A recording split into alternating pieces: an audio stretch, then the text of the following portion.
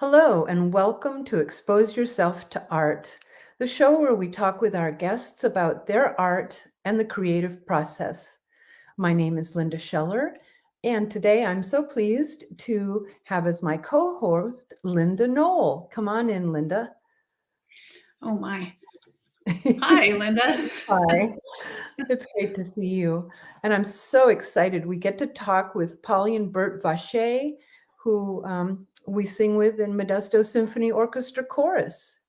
Yes, two of my all-time favorite people. Me too. Shall we bring them in? We shall. Oops. Let's put them in the big screen here. Hello. Hi. You're there. Hi. Thank you for having us. Yeah. Thank you so much for being our guests. Very fun to be here. Let's start by maybe each one of you in turn talking a bit about, as a child, what influenced you musically, people, events, just what got you started on this path? Maybe Polly, you could go first. I could, but you know what? I'm Cool. going to, oh, That's okay. You I can go think there. yours is Ladies so first. interesting. Okay, well, I'll go We'll get first. to mine. Sure. Okay, so when I was little, I always wanted to play the piano. You know, there are kids running around the house, banging on the keyboard and all that. Well, I was one of those. And fortunately, we had a piano in our house. So when I was 5, the piano teacher said she's too little, which was probably right. You know, my hands didn't even, can't teach her anything, whatever. Anyway, so when I was 7, I started piano lessons and played all the way through high school. And I loved playing the piano. I loved it. So it was wonderful. And then all the way through schooling, I'm sure I sang in my various classes, and especially high school. My last 3 years of high school, my choir director was actually primarily an English teacher. She had 3 periods of English and 2 periods of choir. And she had minored in music, so they just assigned choir to her, I guess. And we had kind of a small class, small high school. But I accompanied for her and sang in both of the classes that she had, a women's ensemble and a mixed ensemble. And so the thing that really stands out to me about Mrs. Huser, her name is Huser, Huser, was that she went beyond the call to try to make opportunities for those of us who obviously would rather sing than eat, to do things like be in honor choirs, travel here and there, have guest artists come on campus that had to do with choirs and vocal music and all that.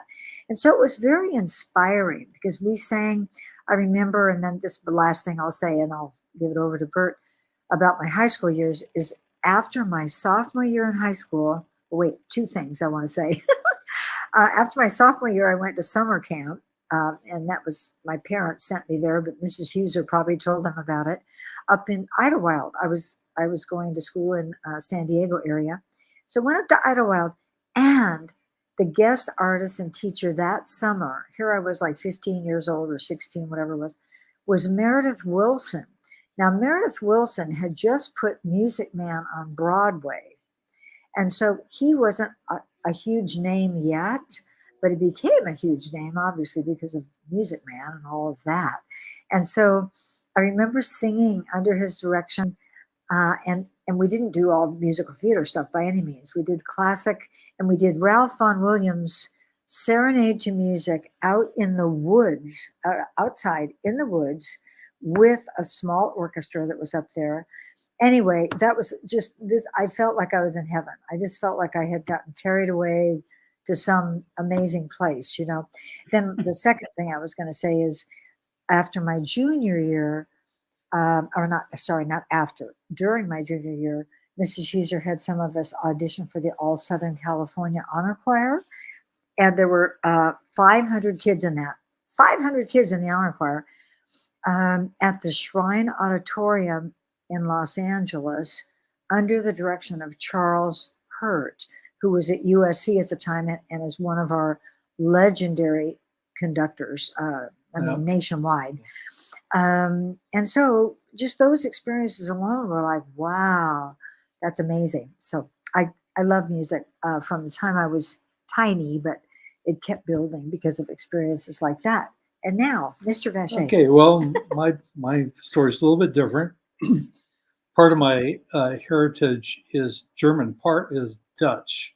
And on the Dutch side of my family, my mother's side of the family, there are a lot of people who sing because music's really important to the Dutch community. So my mom became a music teacher.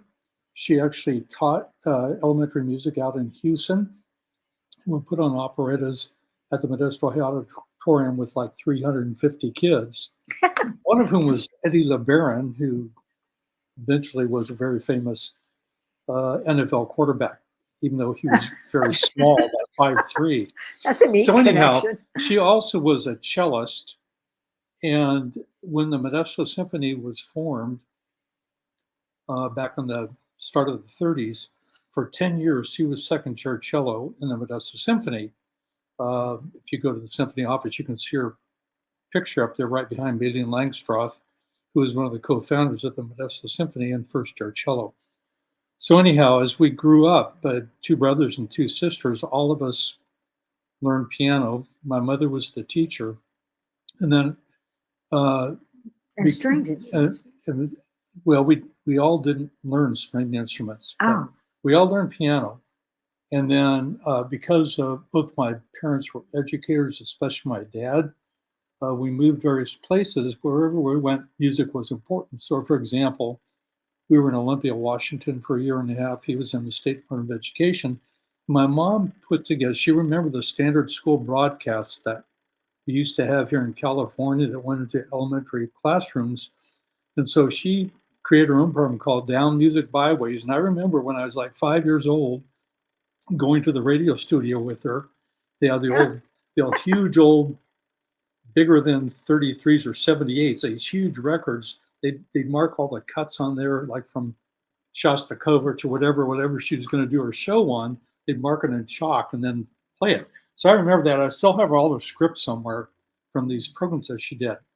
When we moved to Denver, when I was about 7 years old, I started singing in a church choir. So I've sung ever since.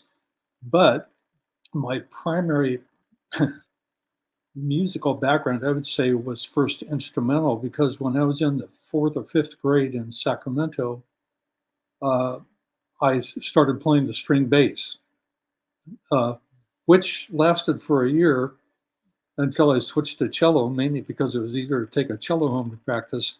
In fact, I used my mom's, than to haul a string bass in the car, to practice at home. And so I played cello. Basically, I didn't sing in school choirs when I was in elementary school or junior high or even high school. I basically played the cello. In high school, I think my teacher was first chair violist for the Sacramento Symphony, and another one for junior high I played in the symphony also. And so I basically played cello up through graduate school, and I still have my cello. It's sat idle now for a number of years, but I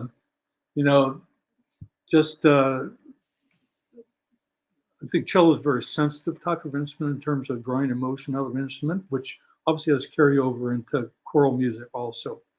And remember, we used to have huge all-city music festivals in Sacramento. I was always impressed by the choirs that sang too, but those were really formative years for me.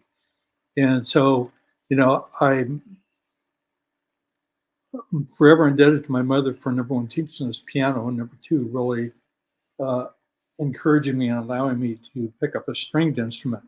My brother Dave played the violin and guitar and banjo. My brother Mark played the clarinet, and then my sisters played piano, and that was it. So that's the early part of my musical story. I had no idea you did all of that, Burt. In fact, when I went to UC Davis, both as an undergrad and a graduate student, for a couple of years, I actually played in the orchestra, but I also sang in the chorale.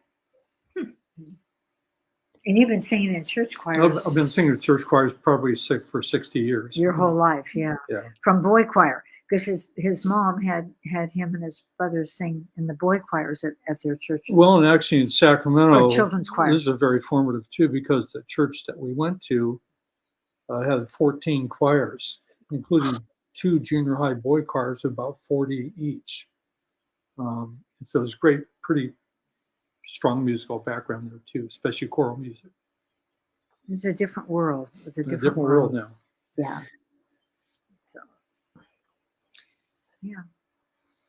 I remember meeting Polly for the first time when I was in junior high school, and Oh. she came over to Roosevelt to recruit for the Downey choirs. So I think that was in maybe 77 or 78, and I see that Julie Wysong is on the Oh, made good. a comment, and Rocky said hello. Hi guys. Oh, Probably great. she remembers that too, as we Yeah. were in the same choir there with Mrs. Lundquist. Oh, yeah. Yes, Enid Lundquist. Oh, what a lovely person, lovely lady that she was.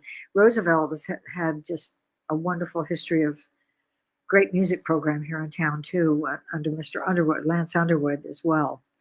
All those years. Yeah. But yeah, I've got to tell the why song Rock Him Cool and Julie. Yeah, I'll make my little announcement about that after. And Anyway, do you, Chris Isaac, do you want us to go on into like adulthood about our music? Because mine is very circuitous. What happened with me? Yeah, absolutely. Oh, okay. Yeah. So after having all those wonderful experiences in high school, in fact, I even was asked to play a piano solo at the high school graduation during the ceremony out on the football field. Somehow they got it wasn't a keyboard, because I don't think we even had keyboards back in those days. Anyway, so I played, I think, a Beethoven, some little movement from, anyway, I just remember doing that. But I didn't want to major in music at the college level because I thought it would take the joy out of it, because I would have to be in classes where I would have to get grades and all that. And that was one reason. The other reason was I didn't think I could make a living in music, because I didn't know much or anything about choral conducting, or I knew didn't really want to be a vocal soloist. I for sure didn't want to be a piano soloist, because I just didn't like recitals. I didn't like to memorize my music and play in a recital. So I thought, well, I'm not going to major in music. Let's just take all the fun out of it. So I didn't. So there were like 10 years, actually 12 years, I guess it was, that I went without music in my life, except for in those last couple of years, I joined a church choir up in Walla Walla, Washington, which is where I was working at the time. And the director was a voice teacher at the local college. And I also worked at the local college, but not in music. And anyway, she said, oh my gosh, you can read music and you can sing soprano, alto, or tenor, depending on what I need in my little church choir on any given Sunday.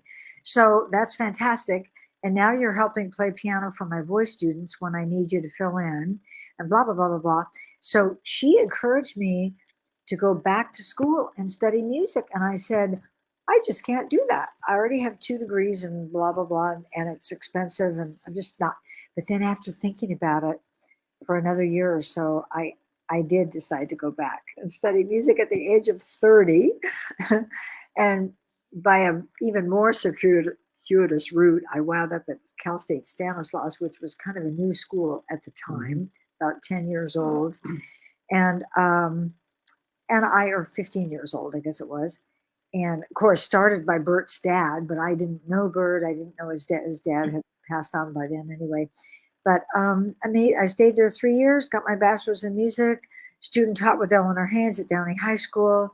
She was interested in me applying for her job because she was about to retire. I did, and the rest is history. I taught there for 30 years. So that's my adult music kind of career, getting into the actual career and loving, almost every minute of it. That was great. So Burt, why didn't you decide to go into music? I know you were an English teacher.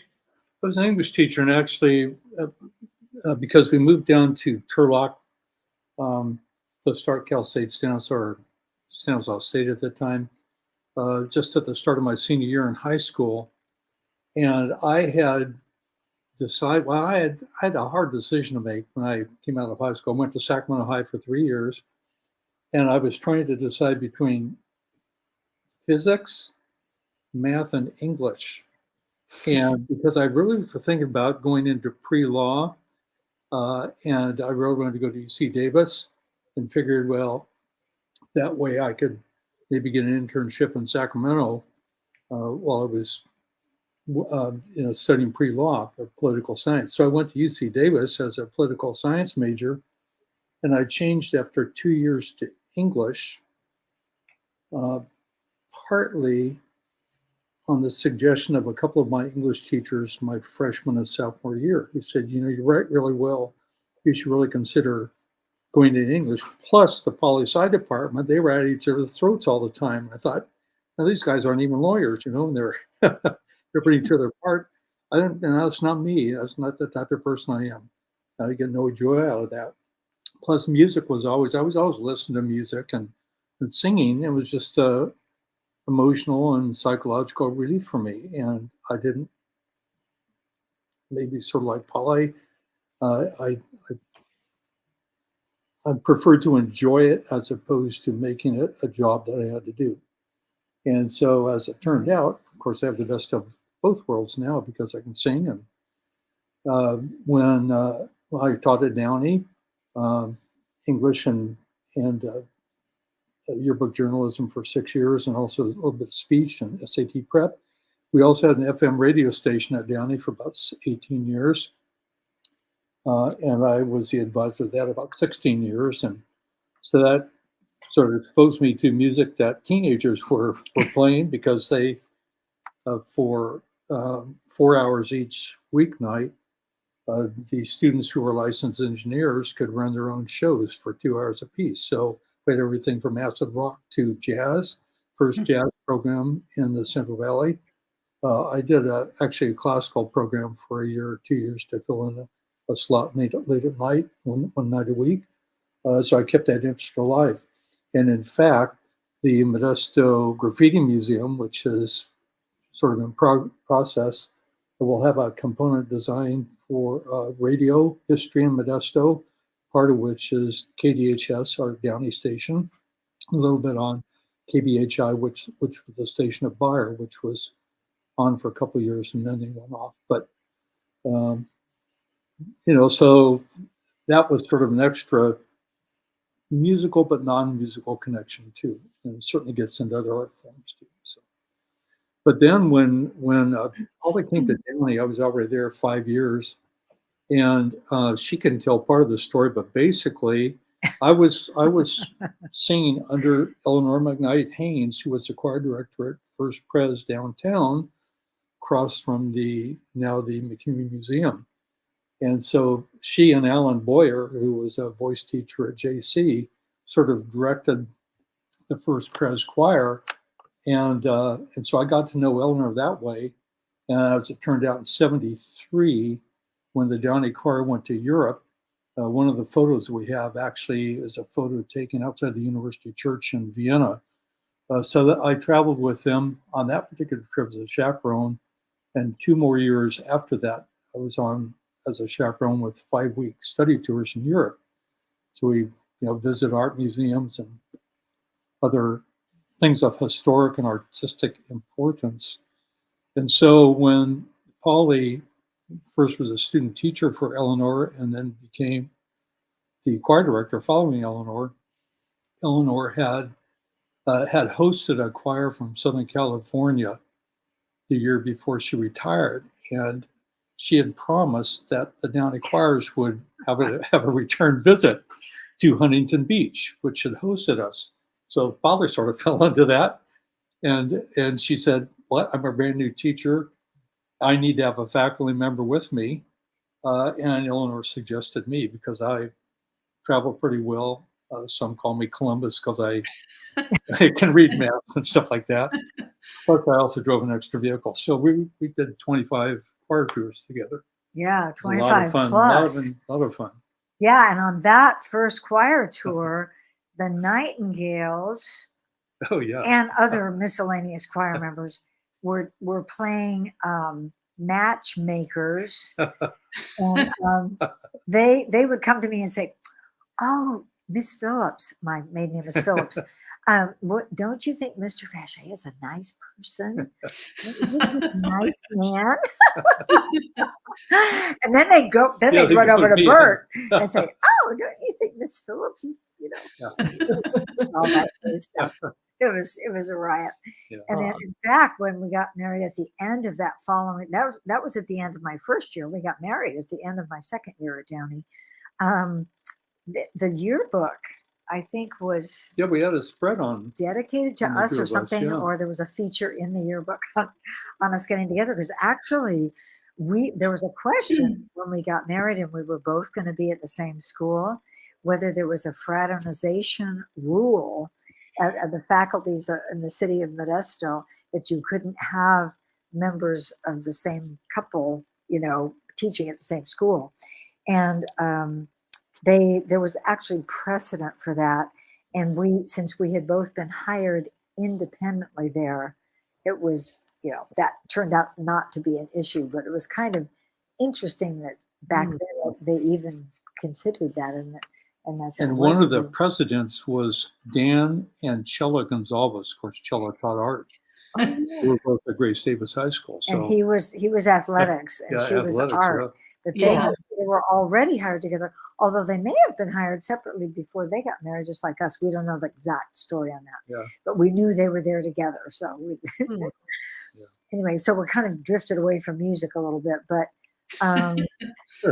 Burt has always been such a dedicated singer in these volunteer community groups. Like he I sang sang at Masterworks with for 30 Masterworks years. Chorus out of MJC for 30 years, and always sang with his church choir. And so I'm pretty sure music really is what not only brought us together, but probably has kept us together. Well, it's one of the things that's kept us together.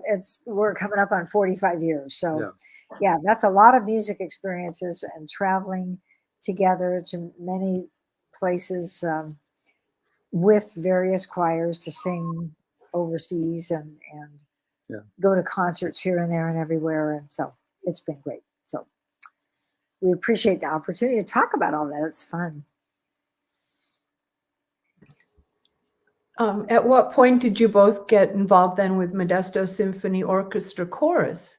Okay, well, actually, we owe this partly to Daryl O'Neill, who was the artistic director of the Modesto Symphony about the year 2000. And one of his dreams was to have a standing symphony chorus. Because prior to that, you'd have to assemble singers from different groups like Masterworks or Master Singers, which for a while was here in Modesto also, or the Central Valley Choral, which is basically based in Turlock.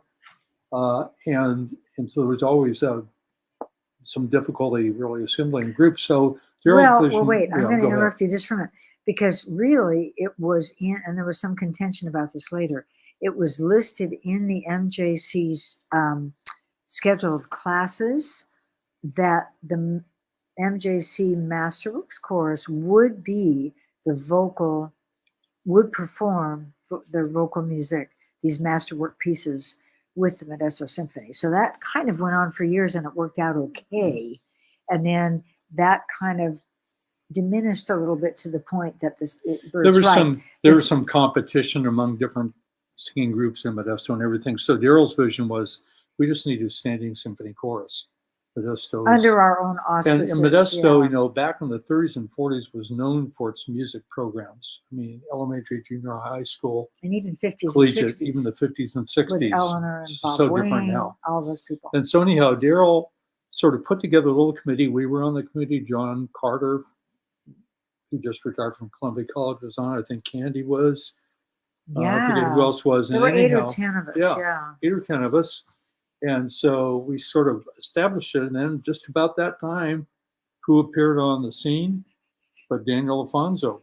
Daniel came to Cal State Stanislaus in '99, and I think we were forming the chorus, trying to form it in '01. So it was his second year. He'd already been around a couple of years, and people liked him, and he seemed to be quite accomplished and know what he was doing chorally and so forth. So other people applied. I mean, we had a number of applicants, but we were on the committee. We're founding members. I mean, ourselves from the first year, but we also helped hire Daniel. So he's had staying power, which we're very happy for, and so that's how that all came about.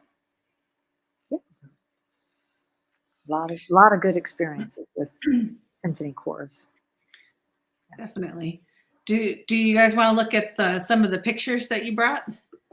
Sure. Oh, sure. We can. Yeah, the pictures. If you want to kind of flip some of them on there, they represent. They're scattered. I mean, they're mixed up. They're not in any particular order, but they represent Downey times.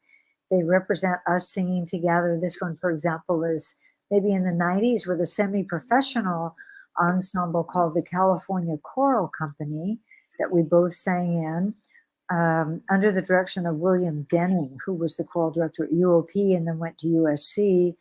And we traveled to Europe a couple of times with that ensemble.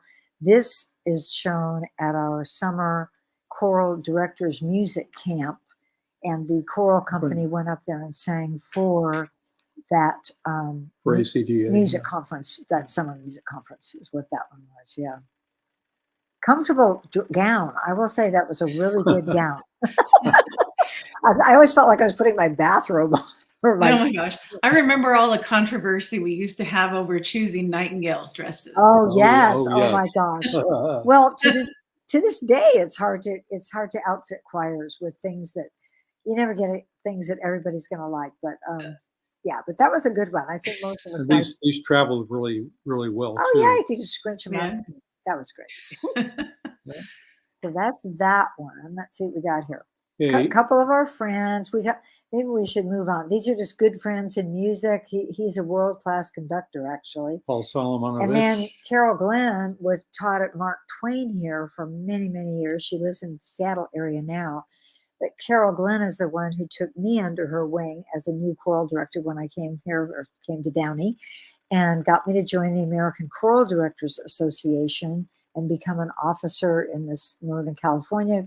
Anyway, she was very influential in my and still is. She's a great friend of ours. In fact, we're about to go up and visit her this spring. And we both sang under Paul Solomonovich at Loyola Marymount when we were on sabbatical leave in '89, '90. We were one semester back in the Westminster Choir College in Princeton, New Jersey, and one semester out at Loyola Marymount with Paul, who eventually became the conductor of the LA Master Chorale. And Paul influenced my teaching a lot. I mean, that was just amazing. So anyway, here he is at the Summer Music Conference. That's actually the same location we just saw. Yeah. Oh, there's my boys. Oh my gosh.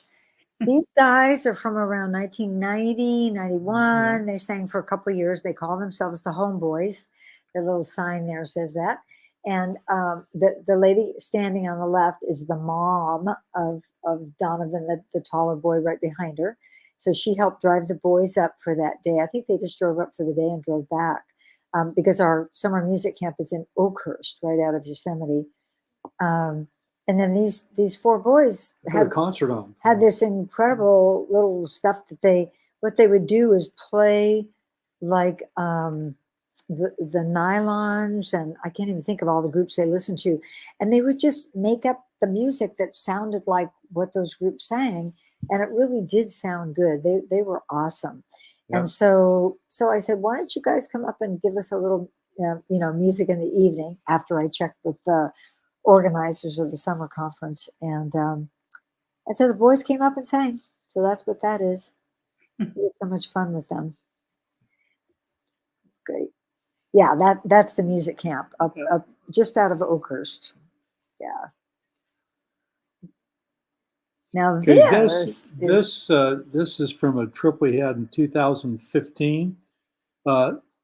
After we retired, what we started to do to travel to Europe sometimes is that we would find maybe a college choir director whom we knew whom we knew had a choir going to Europe for the summertime, and we'd ask them, would you take a couple older singers along?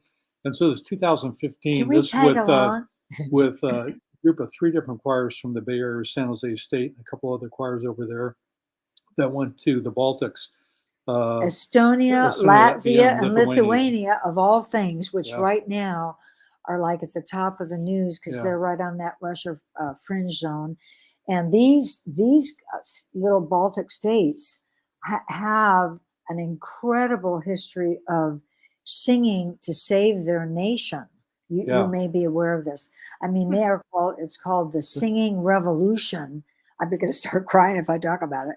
But anyway, this particular picture represents a youth summer home. Yeah, the three choirs Not necessarily a music yeah, deal, but went out to this summer home for orphans. I think for it was like orphans, an basically. orphanage. Yeah. These are the 3 choirs joined that we went out there and we put a little concert on. They did a little concert for us too. Yeah, So, and yeah. then we were supposed to work there, which we did. I remember cleaning windows. We were doing a service project basically in this Baltic states. I can't remember which country we were That's in. in Estonia. That's Estonia. Yeah. Outside of So town. anyway, it was fascinating to do that. So we enjoyed it.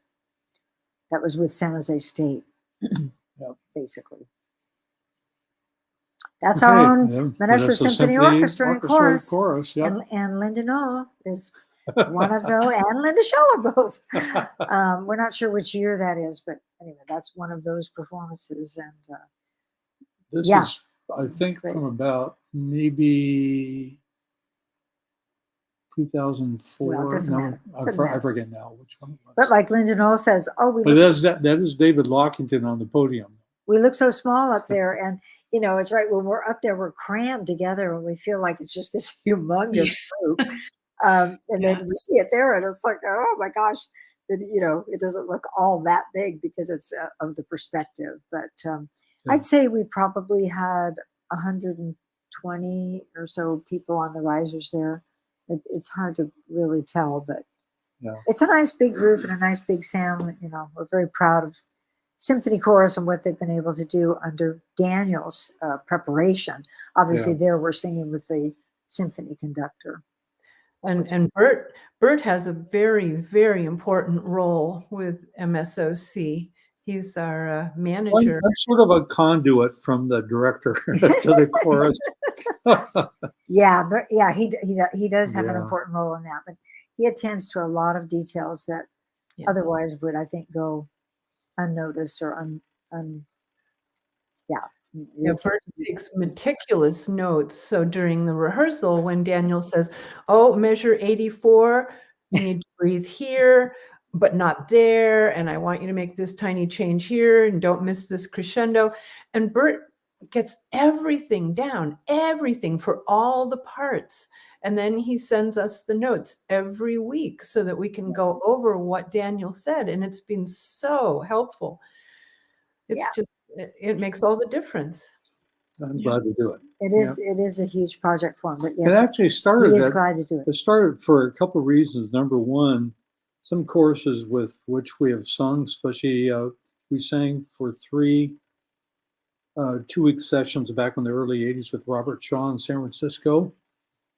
And they would send out, prior to us even getting together, notes that he had prepared for marking your score. And actually sometimes choirs will actually have those note checks to make sure you actually did the work ahead of time. By the section leader. By the section leader, same thing back at Westminster Choir College. And at the choir college. And so that was one of the reasons, but also started to think, if people, because of the nature of the chorus, people go on vacation or they get sick or whatever, how can we get them up to speed with what they missed by being absent? So that's why I started to do it. And then I sort of devised my own way to do it with adjustments, like how do you refer to a piece if there are no major numbers, for example, Yes, honey, your crown. That sort of stuff. You have a lot of stars in your crown. Okay. But I also really am very thankful for those who assist me. Like if we happen to be gone, section leaders oftentimes will take notes for me. Lisa Trauber, who's at the church, oftentimes will scan those and send them to me so I can assemble the notes even if we're away from my desktop. So really appreciate their help too. Yeah, let's see what we have next here. Oh, Oh, we actually had a trip to Greece with the Cal State Fresno choirs, another friend of ours conducting that. So they allowed us to tag along and sing and all that. But this is again at the summer music camp.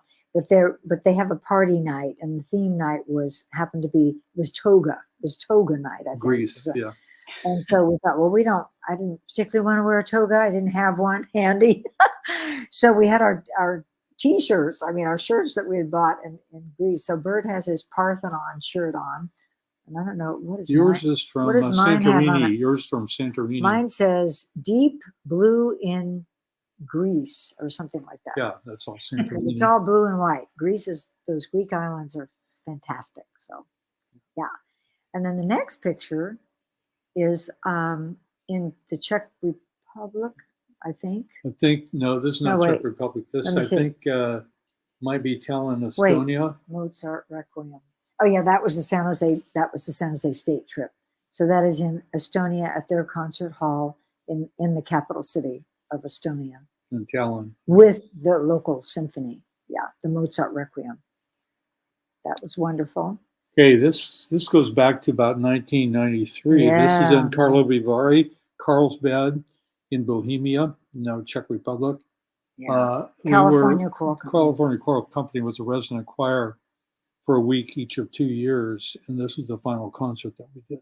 Yeah, and so the ladies in red are members of the California Choral Company, and then we join with a local, probably symphony choir or chorus of some sort.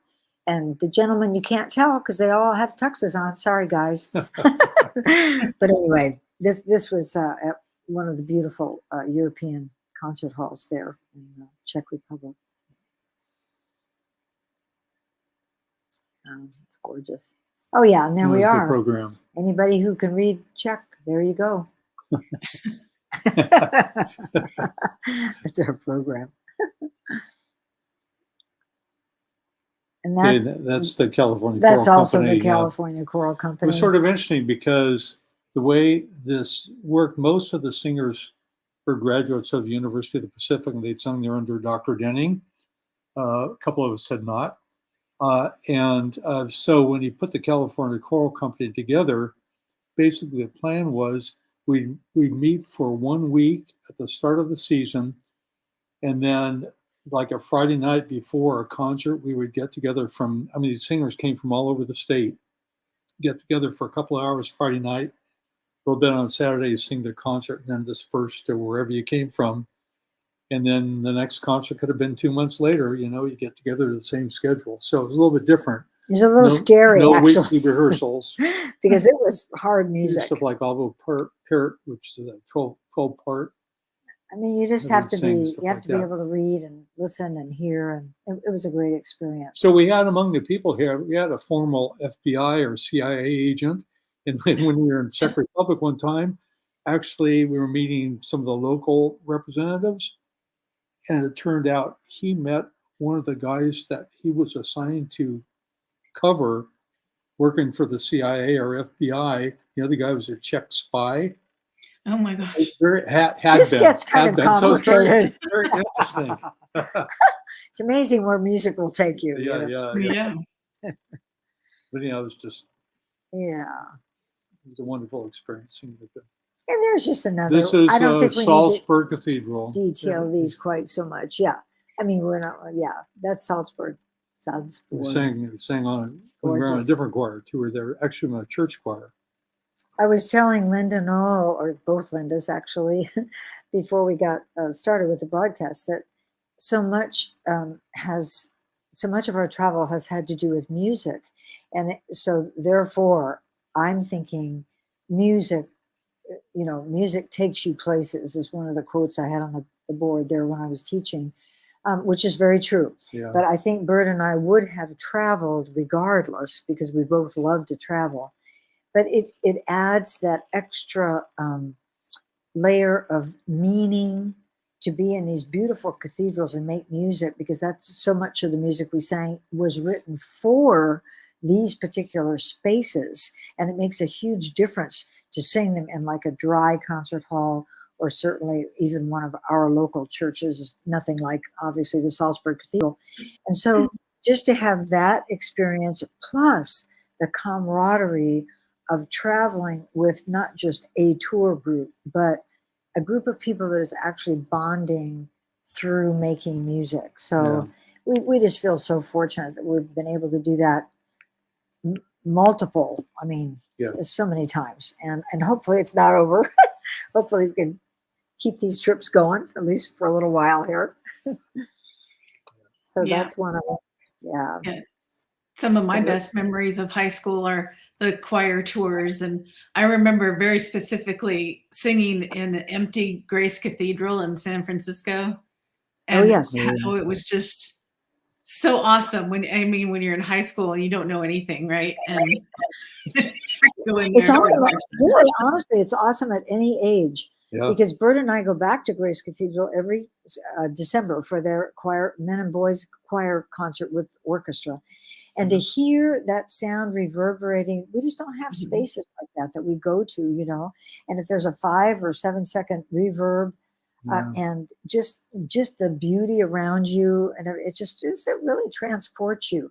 So I'm happy to hear you say that, Linda, because you know, on all of our choir tours, I tried to get the kids into at least one unusual setting, not even necessarily to sing. That did work out, of course, for Grace Cathedral and some other places, but just to see great works of art, like the Getty Museum, LA, whatever, and just or the Huntington Museum, Pasadena, just for the kids to see the limits or unlimited potential of human creativity, because we don't realize what we're capable of doing, because oftentimes no one's asking it of us, or we don't experience what others have done, because our world has not been opened up. One of the quotes that I always liked as well was, once, I can't quote it exactly, but something about once the human mind is expanded beyond whatever its prior limits were, with regard to anything, really. This can apply to science or any field, but of course I think of it in fine arts. It will never return to the smaller, you know. Oh, it makes me want to cry. So so getting experiences out in front of people to let them know what's out there and what's possible, and hopefully make them want to experience more of that. One of my favorite things was when kids would come and say, "Oh, Mrs. Vasche, I want to bring my parents back here. I want to come back here to, you know, whatever it was, whether it was the Huntington Garden, some beautiful place, you know. Oh, we have to come back here." So that was fun. Yeah. Okay, now we got some kids there. There's some Downey. Oh, there's some Downey kids. This is from Eleanor's time. Downey Choir in '73, the first trip I went on with Downey. That's in Vienna. This is in Vienna. The choir so they went to the first ever Youth and Music Festival in Vienna, Prague, and Budapest. And this is when the this is in Iron Vienna. Curtain was still up. This is in Vienna. Yep. And I think that Youth and Music Festival, except for COVID, is still being carried on. And the soprano, Dawn Reichert, she's there. There she is right Peterson, won at this festival in 1973. She won the soprano solo competition that they had kind of in connection with this music festival. And we all know what an incredible talent Dawn was here in Modesto, and now, of course, moved to the East Coast. Dawn Peterson. But anyway, she was in that choir, and many wonderful musicians were in there. Some of those kids, even when I came to Downey in '75, I believe there were a couple of those still in the choirs. Yeah. Incredible. Yeah. Oh, and that would be around 1990 or so. I can't imagine how old those kids are now. Oh my goodness. They for sure aren't kids anymore. But we were off singing for some probably either retirement center or Rotary Club or something like that. Giving some carols, yeah. Oh, now here we are in Coventry, England, with a trip put on by Burt's church choir, actually, and it was an international church choir festival while we were both still teaching. This is back in the maybe. This is 2000. No, this is 2008. Oh, I'm sorry, we were retired. Yeah, okay. Coventry Cathedral. And so that backdrop is the Coventry Cathedral from earlier centuries ago that got bombed out in the war. And they left the facade there and built the new, very contemporary looking Coventry Cathedral right on the same property, kind of adjacent to that. So, but we had that group picture taken, and I think International Church Music Festival, that might have been members of all of our choirs that did sing pieces together as well. So that might have even been our final evening together or something like that. So that's a nice shot. Yes. Oops. There are some of those Nightingale dresses. Yep, the Gunny Sacks years. That's right. The Gunny Sacks years. Yeah. And that was the big hair years. I see some big hair there. Yeah, but those girls, oh, they're so precious. My gosh. Yep. Fantastic. That had to be in the mid to late 80s, I suppose. I think that was just after I graduated, maybe 82 or so. Okay, earlier in the 80s. And Jessica McClintock, that company has long since gone out of business, is my understanding. But we went over there a number of years in a row to San Francisco, took a couple of officers from Nightingales, and they would try on, some of the gowns, and then we would bring back sample sizes. There's Julie Weiss. Oh, Julie Weiss on? And Deanna Beekman. Yeah. Oh yeah, Chris Breen. Yeah. And she went to Europe with us. She's in Nashville, singing in Nashville. Oh yeah, Kimberly Dom. Anyway, we don't need to dwell on that, but it's a fun picture. It is. Memories are fun. Oh, let's see now here. What are we doing here? This looks very informal. I don't know what we were doing. Your hair. Yeah. Oh, my hair. I had curls for years before I went naturally straight. Yeah. There's Kelsey Raymond's here. There's a bunch of really cute hair. Obviously Nightingales. That's later 90s. I'm not even sure of that year. Crystal Lysick is on the show with us today too. She has made a couple of comments about singing. And she just joined our gallery as a photographer, and I had no idea actually that she was a singer also. So, Crystal? What was that her maiden name? I'm not sure. I mean, she sang with me, right? Yeah. Crystal. I had a couple of Crystals. I had Crystal Vasche, Crystal Weaver. So I wonder if it's one of those two. Anyway, I was just curious. You have to dig a little bit deeper there to find out. Yeah. Yeah. Well, I know she's quite a bit younger than me, so wasn't my years. Extended invitation. Well, seeing these smiling faces of these kids is so fun because it reminds me of my own time in high school choir. And then, of course, I got to stay in high school. I got to be in high school for 30 years. And I always said, 48 years or whatever. I mean, when you add my own years in there. But what I really regretted when I ultimately retired is that I had to be with old people all the time. I said, oh, this really is not fun. Just look at those faces and the creativity and the ideas that come out of that and the energy and the dedication. Anyway, I love it. Love young people singing. It's just fantastic. Yeah. Okay, so we're moving on. Well, there's my beautiful Nightingales in the year 2000 at Loyola Marymount University in Westchester, down in LA. And we were singing at a convention of the American Choral Directors, which is highly competitive to get a performance spot.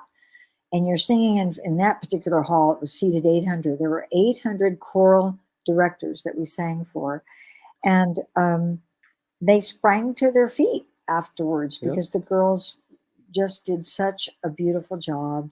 And we commissioned a piece that year, the only year we've ever had a piece written for us.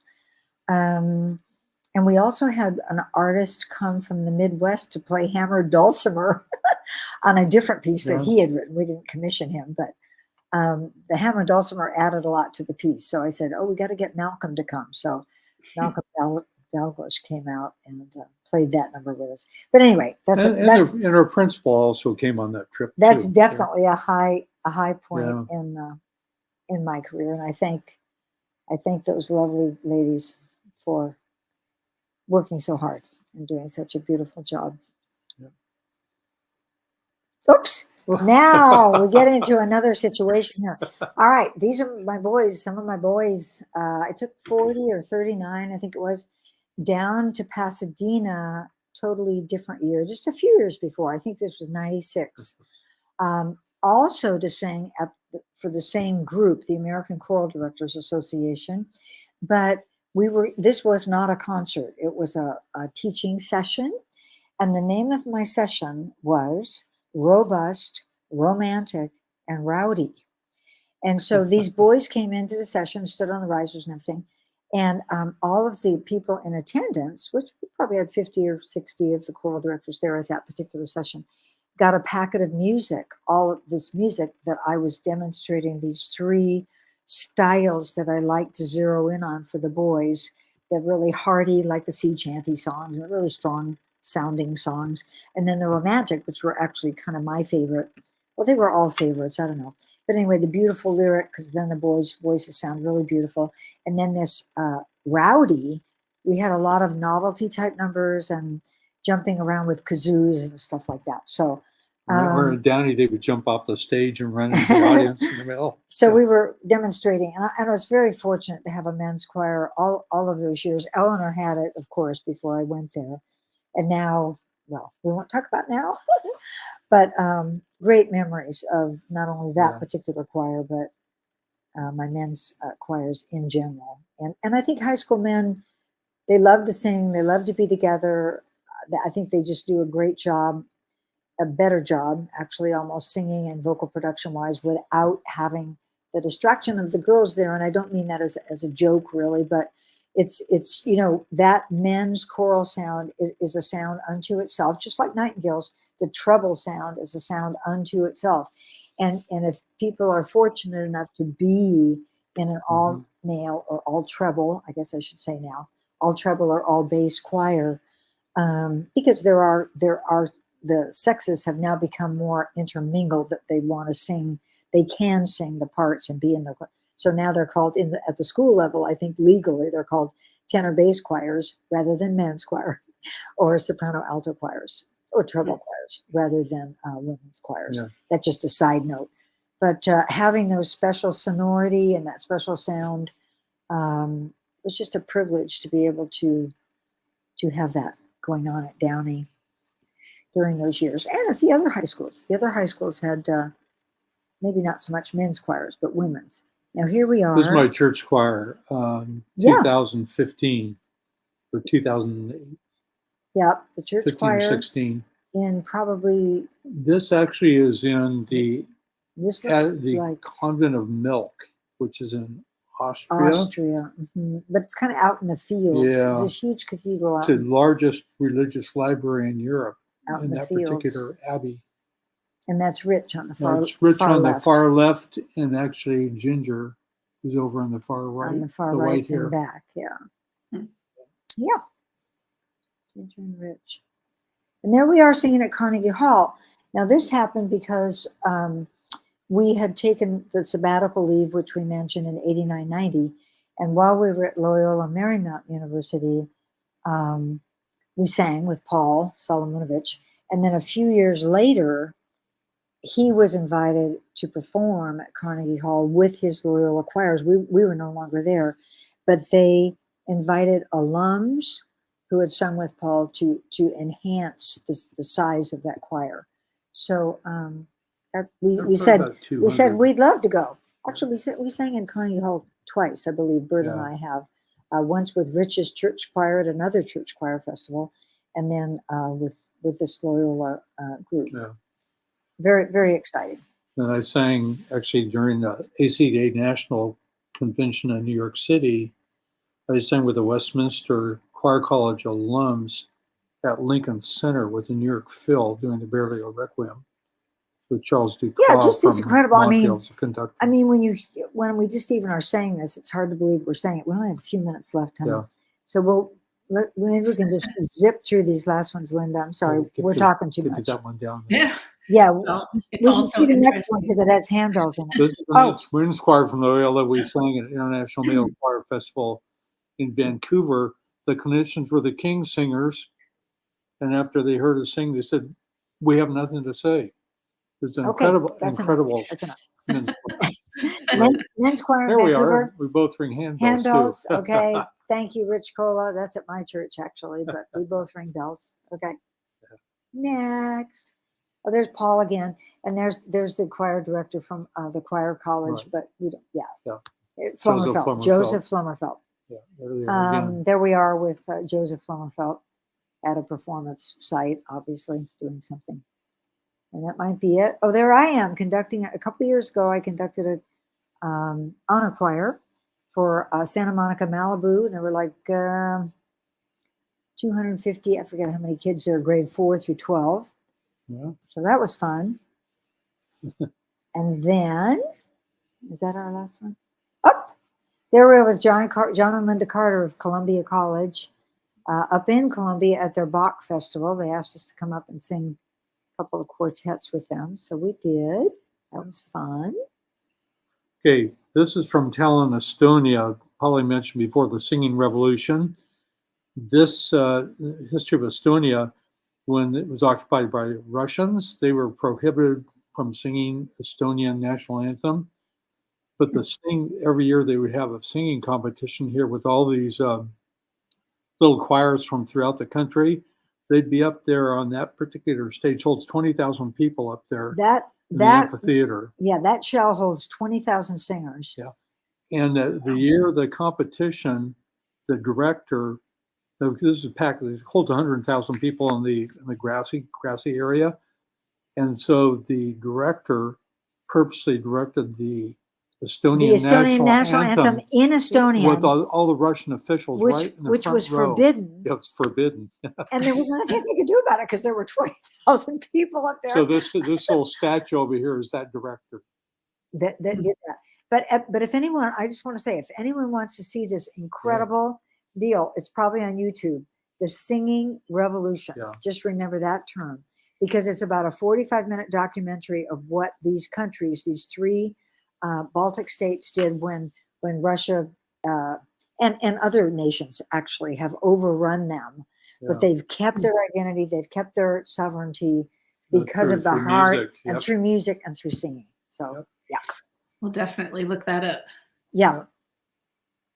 Oh, there's Burt. That's my men's church choir. Men's choir. Men's choir. All right. And here's the last one. Oh, there's the bells. That's at the choir college during sabbatical. And Thomas is standing behind me, and that's how tall he was, and that's how tall I was.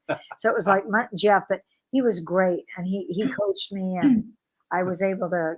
I had just started bells at Downey High School the year before, and so I wanted to be in a handbell choir, and boy, it was sink or swim in that one because they were very advanced, but it was a lot of fun. Thank you for showing those pictures. Yeah. That was fun. That was fascinating.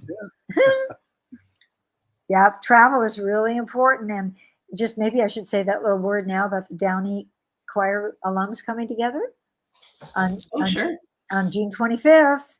I'm inviting, we're having a party. It's not a concert. It's not a rehearsal. It's a party for Downey kids who sang with me during those 30 years. And so just go to Facebook because there's going to be an announcement on there shortly about that. Or contact me somehow if you want to and find out more about it. But we'll hope to see you on June 25th of this year. Yeah. Linda, do you have any final questions? No, just thank you both so much. Thank you for Oh, we love for having this we program. love being Yeah. able to go through these memories and talk about how much we love music and how much it has meant in our lives. So, and the fact that it brought us together, actually, it kept us together Yeah. all these years. So thank you for that opportunity. We really appreciate your work in the arts, both of you. Well, thank you Fantastic. for being with us this afternoon. So we'll say goodbye for now, and I hope you guys can tune in next week. I can't remember who our guest is next week, but we will be here at 3 p.m. So Great. Thank good you. afternoon. Thank you. Bye-bye. Bye-bye.